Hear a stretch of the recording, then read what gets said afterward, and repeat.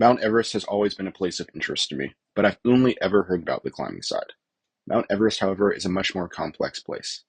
My view on the importance of Mount Everest changed when I asked my research question: does the economic boost from tourism in Nepal outweigh the pollution and overcrowding it brings? Nepal, a small and culturally rich country nestled in South Asia, is where Mount Everest resides. Too much of the world is just another place on the map. To mountaineers, it's the climbing destination, home to 8 of the tallest mountains on the planet, including the crown jewel, Mount Everest. Over 600,000 tourists visit Nepal every year, with 35,000 making their way to Everest. The influx of people brings money, jobs, and opportunities, but it brings something else: pollution, overcrowding, and waste. Looking deeper into Nepal's history, I found that between 1996 and 2006, the country was rocked by a civil war. During the Civil War, the country's tourism revenue stood above 200 million USD. But after the war, this profit skyrocketed to over 500 million USD annually. More tourists meant more economic growth. It also meant more people coming to Everest. In 2006, about 66,000 people traveled to Nepal to do climbing. By 2019, that number was all the way up to 197,000. That's when I realized the problem wasn't just about Everest, it was about a country adapting to change, with Everest being the place where the change was most noticeable. Mount Everest isn't just the tallest peak in the world, it's also the highest garbage dump.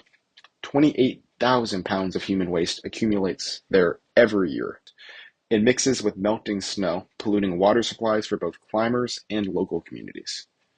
The government has responded, though, implementing strict regulations like requiring climbers to show proof of carrying their waste down.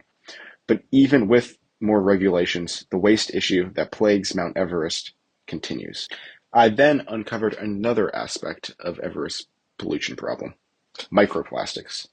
Tiny fibers from climbers' synthetic clothing have been found near Everest's peak. A single gram of polyester can release 400 microplastic fibers every 20 minutes.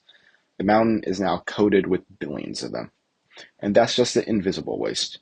The visible trash is even worse. 30 tons of solid garbage litter Everest slopes. This includes discarded tents, oxygen canisters, food wrappers, and much more. But Nepal hasn't ignored the issue. The government is mobilizing the Nepali army, and they are stepping in collecting over 35 tons of garbage in recent years. But is it enough? Because while their efforts increase, so does the number of tourists. During this part of my research, I came to a realization. Mount Everest and Nepal wasn't just facing one threat: pollution. It was facing 2 threats: pollution and climate change. The South Col Glacier, which is the biggest glacier on Mount Everest, has lost half of its mass, thinning by 180 feet. Every year, the temperature rises, glaciers melt, revealing not just more trash, but also the frozen bodies of climbers lost decades ago, and human waste. This is a chilling reminder that Mount Everest is changing, and fast. And this brought me back to my original question: is tourism worth it? Nepal can't afford to limit its visitors.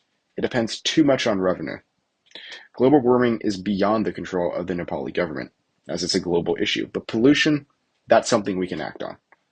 Regulations, accountability, sustainable tourism, these are steps that can make a difference. This research changed how I see Mount Everest.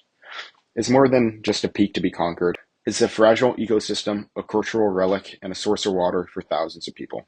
And as climbers, tourists, and members of this planet, we have a responsibility to protect it. The question isn't whether Nepal can sustain tourism, it's whether we can change the way we approach it.